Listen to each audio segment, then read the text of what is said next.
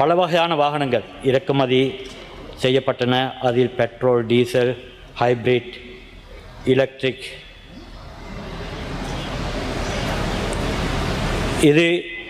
இவ்வாறான வாகனங்கள் இறக்குமதியின் போது HS கோட் மூலம்தான் டியூட்டி வரி தீர்மானிக்கப்படும். அதில் சில சிக்கல்கள் வந்தாலும் அவ்வப்போது அவைகள் தீர்க்கப்பட்டன. அதைத் தொடர்ந்து கடைசியாக ஏற்பட்ட பிரச்சினை, கடந்த காலங்களில் இறக்குமதியின் போது அரசாங்கம் சரியான விதிகளை கடைபிடிக்காதனால் ஜப்பானில் உள்ள கூடுதலான கம்பெனிஸ் LCA பேங்குகள் அனுமதிக்கவில்லை, ஏற்றுக்கொள்ளவில்லை.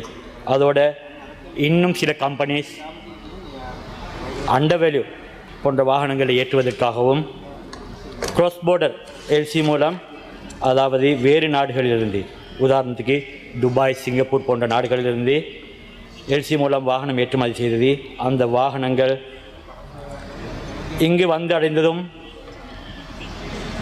சில சட்ட பிரச்சனைகள் ஏற்பட்டன. அதில் ரீகண்டிஷன்ஸ் வாகனம் இறக்குமதியின் போது வாகனத்தை ஏற்றும் நாட்டிலுள்ள பேங்கின் சீல் முத்திரை குத்தப்பட்ட டாக்குமெண்ட்ஸாக இருக்க வேண்டும். அதில் சில சிக்கல்கள் ஏற்பட்டதால் தொடர்ந்து பேச்சுவார்த்தை நடத்தி அதில் பிரச்சனைகளை முடிவுக்கு கொண்டு வராத காரணத்தினால அதை திருப்பி ஏற்றுமதி செய்ய வேண்டிய நிலைக்கு அரசாங்கம் தள்ளப்பட்டது, ரீ எக்ஸ்போர்ட். அதனைத் தொடர்ந்து வாகன இறக்குமதியாளர்கள் நீதிமன்றத்துக்கு சென்றனர். இதனைத் தொடர்ந்து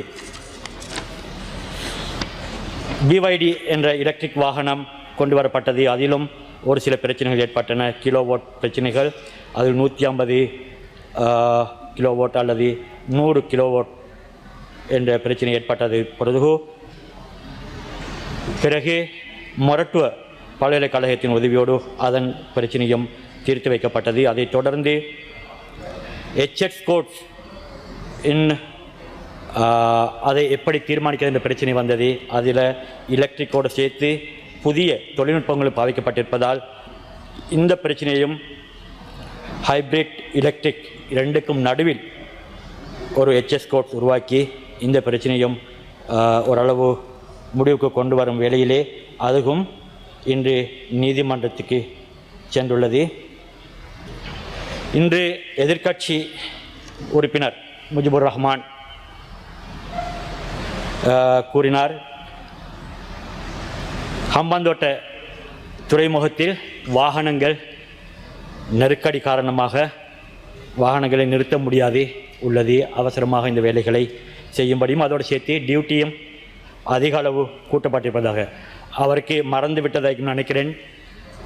இந்த வாகனங்கள் இறக்குமதியின் போது கடந்த அரசாங்கம் 2015 2019 போன்ற காலப்பகுதிகளில் வாகனம் ஷிப்பில் வந்து கொண்டிருக்கிற டைம், இலங்கை வந்தடைவதற்கு ஓரிரு தினங்களுக்கு முன்னர் டியூட்டியை அதிகூடுதலாக 2 மடங்காக கூட்டியதால் அந்த இறக்குமதியாளர்கள் இந்த வாகனங்களை கிளியர் பண்ணல. அதனால் நிறைய வாகனங்கள் இன்னும் அங்கே தேங்கி நிற்குது. அது அவருக்கு தெரியாததாக்கும் அந்த வாகனங்களை கூட இன்று அந்தந்த இறக்குமதியாளருக்கு திருப்பி கொடுப்பதற்குள்ள சூழல் இன்னும் சட்ட பிரச்சனைகள் உள்ளதால் முடிவுக்கு கொண்டு வர முடியாத சந்தர்ப்பமாகி உள்ளது. அதைத் தொடர்ந்து நான் இந்த சபையில் குறிப்பாக சொல்ல வேண்டும், கடந்த பாராளுமன்ற அமர்வுகளின் போது, கடந்த வாரம் சில பாராளுமன்ற அமர்வுகளின் போது தொடர்ந்து எதிர்க்கட்சி முஸ்லீம் உறுப்பினர்கள் ஆளுங்கட்சி முஸ்லீம் உறுப்பினர்களை பார்த்து, எங்கே நீங்கள் பேசுவதில்லையா, 8 முஸ்லீம் உறுப்பினர்கள் எங்கே நீங்கள் இருக்கிறீர்களா என்று கேட்டார்கள்.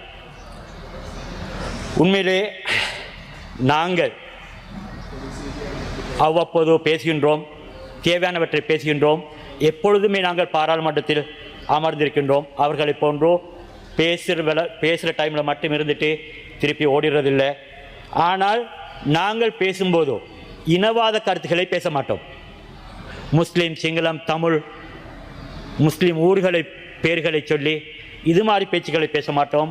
முழு நாட்டு மக்களுடைய தேவைகளையும் முழு நாட்டு மக்களுக்காக வேண்டியதுதான் நாங்கள் பேசுவோம் சொல்லித்த மெசேஜை அவருக்கு சொல்கிறோம். என்று கேட்டால் எங்களோட அரசாங்கம் இந்த இனவாதத்தை இல்லாமாக்கிறதுக்கு, இந்த இனவாத பேச்சுகளை இல்லாமாக்கிறதுக்காக வேண்டியே உருவாக்கப்பட்ட இந்த அரசாங்கம்.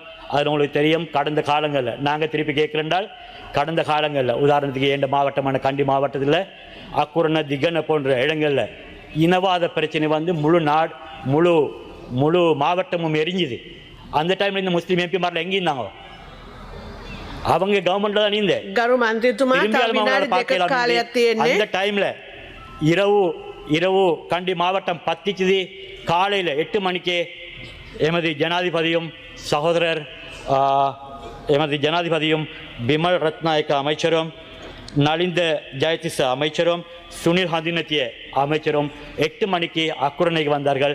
அக்குரணிலிருந்து திகன வரையும் முழு ஊரையும் அது பார்த்து அந்த மக்களோடு கலந்துரையாடி அந்த மக்களுக்கு ஆறுதல் சொல்லி நாம் மனிதர்கள் என்ற ஒரு ஒரு ஒரு ஒரு ஒரு கன்செப்டை உருவாக்கி முழு நாட்டிலுமே பிரச்சாரத்தை உருவாக்கி இந்த நாட்டில் அமைதியை பேண்டத்துக்கு காடுபட்டார்கள். அந்த நேரம் இந்த முஸ்லீம் எம்பிமாரெல்லாம் எங்கிருந்தாங்கன்னு சொல்லி நாங்களும் திருப்பி கேட்க ஆவலோடு இருக்கிறோம் என்று கூறிக்கொண்டு, இது மாதிரி இனவாதத்துக்கு நாங்கள் ஒருபோதும் துணை போக மாட்டோம் என்று சொல்லிக்கொண்டு விடைபெறுகின்றேன். வாய்ப்புக்கு நன்றி.